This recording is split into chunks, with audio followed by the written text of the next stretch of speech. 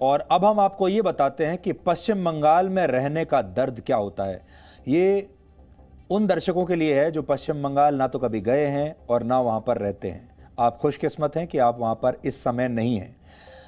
19 फरवरी 2013 को कोलकाता से लगभग 110 किलोमीटर दूर दक्षिण 24 परगना के नलियाखली गांव में 200 से ज्यादा हिंदू परिवारों के घर जला दिए गए थे, लेकिन बाद में इस गांव को भुला दिया गया और फिर कभी इसकी कोई चर्चा नहीं हुई। आज हमने इस गांव से आपके लिए एक ग्राउंड रिपोर्ट तैयार की है, जिससे आज आप सबको, चाहे आप इस देश के, इस दुनिया के किसी भी कोने में रहते हैं, आपको आज इस गांव की ये रिपोर्ट जरूर देखनी चाहिए।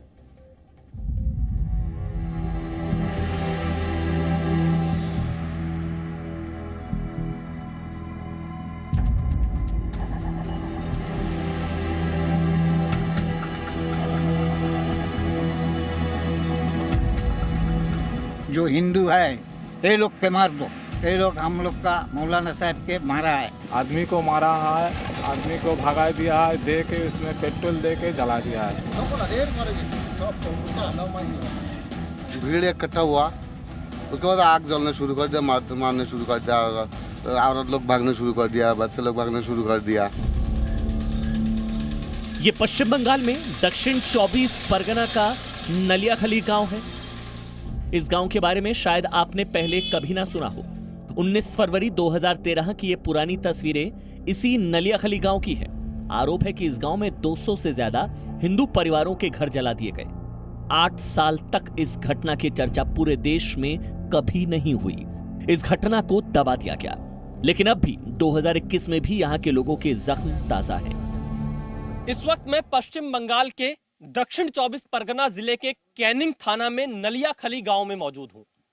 नलियाखली गांव के बारे में आप में से बहुत से लोगों ने नहीं सुना होगा, लेकिन जो लोग पश्चिम बंगाल में रहते हैं वो नलियाखली की उस घटना को जरूर याद करते हैं जो 19 फरवरी 2013 को हुई थी। कोई भी उस घटना को भूल नहीं सकता पश्चिम बंगाल का व्यक्ति, क्योंकि उस दिन 200 से ज्यादा हिंदुओं के घर जला दिए गए थे। इतनी बड़ी घटना जहां पर सैकड़ों की संख्या में घर जला दिए गए हों, उस खबर को दबा दिया गया हो। लेकिन आज जब हम पश्चिम बंगाल पहुंचे तो हमने फैसला किया कि हम इस नलियाखली गांव में जरूर आएंगे और ये देखेंगे कि आखिरकार 2013 में क्या हुआ था। हिंसा का परिणाम क्या होता है, अगर आपको ये जानना है तो आप सिर्फ इन आंखों को देखिए। ক্ষতি আমার ঘর দূর পড়ে সব ভেঙে চুরে গেছে, সব কিছু ওদিকে বেড়া ভেঙে গেছে, এইদিকে সব ভাঙা সব পড়ে আছে। না বলেন ওই ফটক টটক তুলেছে, কিছু দেয়নি। इस गांव में एक धर्म विशेष के लोगों ने कैसे तांडव मचाया था वो अब तक हिंदू परिवारों को याद है। गाड़ी से बहुत आदमी आया, आके उतर के बोले बंगाली लोग को मारो, जो हिंदू है ये लोग के मार दो, ये लोग हम लोग का मौलाना साहब के मारा है। अरे ना भाई, हमारा कोई आदमी ग्राम को मारा नहीं है, वो बाहर का आदमी दारू पी के मारा है। वो लोग बात नहीं सुना है, सब जालिए दिए, पलाया, सब भाग गया। अरे सब ठाकुर फाकुर सब टूट गया, हाँ, जला दिया। कितना घर जला दिया आप लोगों का?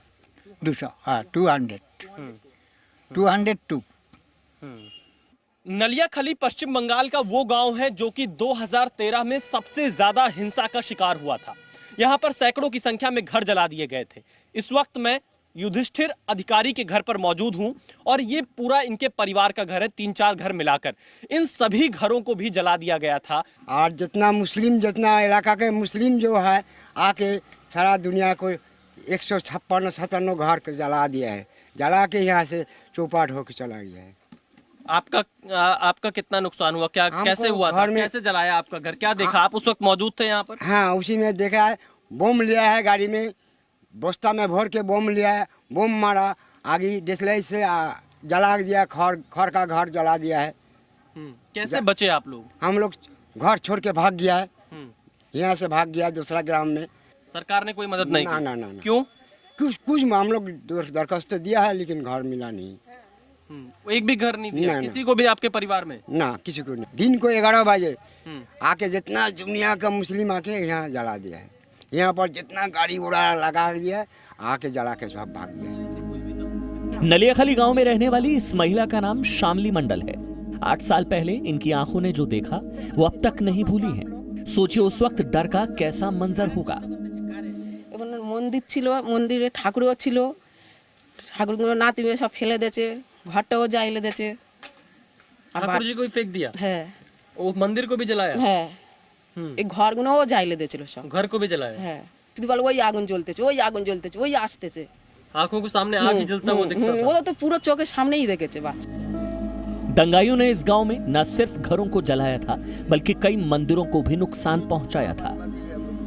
हिंसा करने वालों ने 2013 में नलियाखली के इस गांव में प्राचीन मंदिर को भी नहीं छोड़ा। इस वक्त जिस जगह पर मैं मौजूद हूं, यहां पर एक प्राचीन मंदिर हुआ करता था।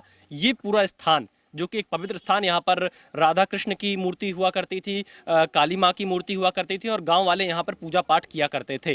लेकिन 2013 में जैसा कि स्थानीय लोगों ने बताया कि पेट्रोल डालकर आसपास के सभी इलाकों को जला दिया गया था और उसमें इस मंदिर को भी जो हिंसा करने वाले लोग थे उन्होंने नहीं छोड़ा। प्राचीन मंदिर भी जला दिया था। पवित्र जगह पर खड़े हैं, यहाँ पर क्या हुआ करता था और क्यों ये मंदिर टूटा, कैसे टूटा, कब टूटा? 2013 साल में टूटा है। वो लोग जला दिया है पूरा। हाँ, वो हिंसा करके पूरा जला दिया, पूरा ग्राम सब जला दिया है हम लोग का। मंदिर को भी जला दिया? मंदिर का वो जला दिया।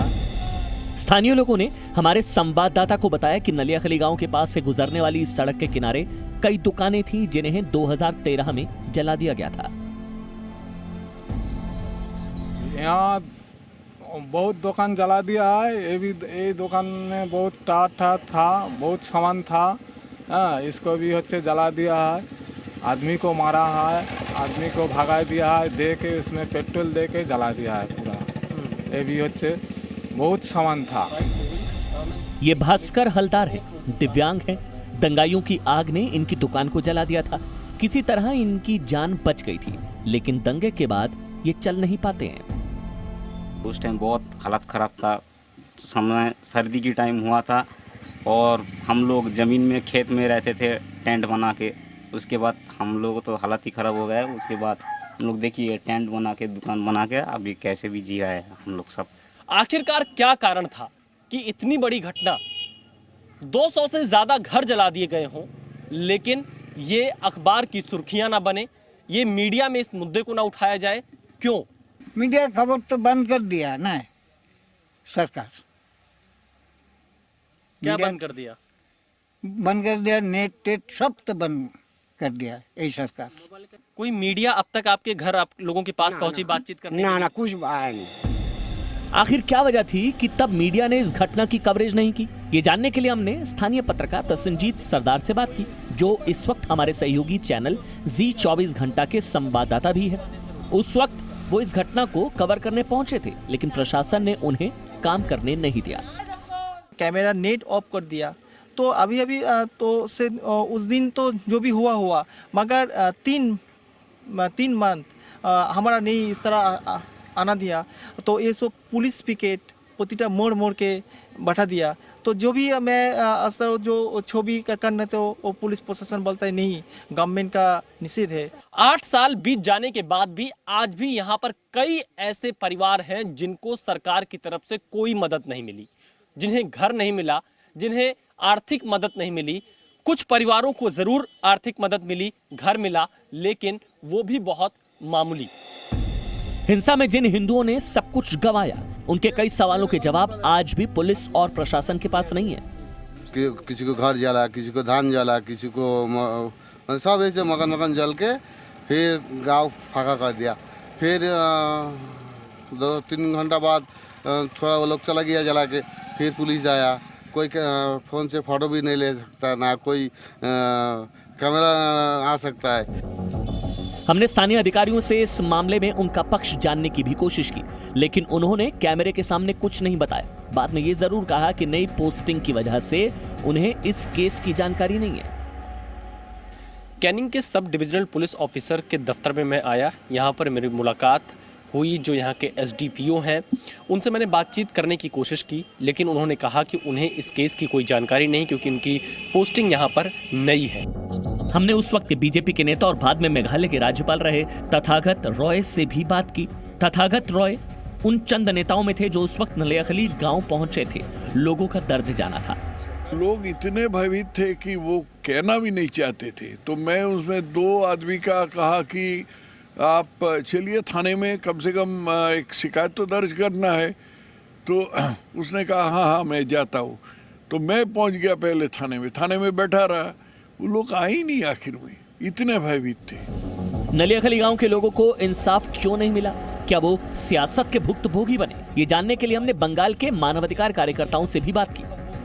नलियाखाली में जो हुआ ऐसा और इंसिडेंट होता है कि कोई रिपोर्टिंग नहीं होता है। ये एक काइंड ऑफ सेल्फ सेंसरशिप हमारे बंगाल के जो प्रेस माहौल में वो जारी हो गया। हमने कई राजनीतिक दलों से भी बातचीत करने की कोशिश की। इलाके के टीएमसी विधायक का भी हमने पक्ष जानना चाहा। There is no communalism. This incident is not a communalism incident. It is entirely the dacoits or anti-socials killed the Maulavi. सच छिपाने की भले ही लाख कोशिशें की गई हों, लेकिन जी न्यूज से बातचीत के दौरान नलियाखली गांव के लोगों ने अत्याचार की पूरी कहानी बयां कर दी। लोगों ने बताया कि 2013 में उनके साथ क्या हुआ था। और आज नलियाखली गांव के लोग यह मांग कर रहे हैं कि उन्हें रहने, जीने और खाने का मौलिक अधिकार सरकार की तरफ से जरूर मिले। कैमरामैन एस जयदीप के साथ विशाल पांडे, जी मीडिया, नलियाखली गांव, कैनिंग थाना, साउथ 24 परगना, पश्चिम बंगाल।